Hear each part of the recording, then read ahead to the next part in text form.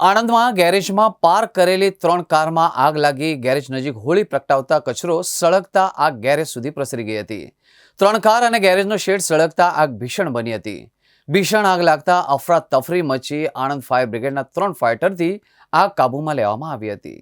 આણંદ શહેરમાં મેલડી માતા ઝૂંપડપટ્ટી પાસે ગત મોડી સાંજે હોળી પ્રગટાવવામાં આવતા જેના કારણે કચરામાં આગ લાગતા ધીમે ધીમે આ આગ નજીકમાં આવેલા ગેરેજ સુધી પ્રસરી હતી અને રાત્રે 11 વાગ્યાના સુમારે આગે ભીષણ સ્વરૂપ ધારણ કરતા આગમાં 3 કાર અને ગેરેજનો શેડ લપેટમાં આવી ગયો હતો।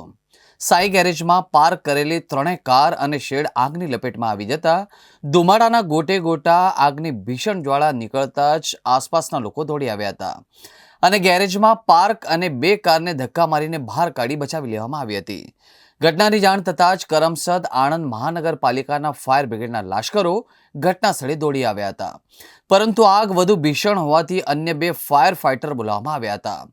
3 ફાયર ફાઇટરની મદદથી લાશ્કરે 1.5 કલાકની ભારે જહેમત બાદ આગ પર કાબૂ મેળવ્યો હતો।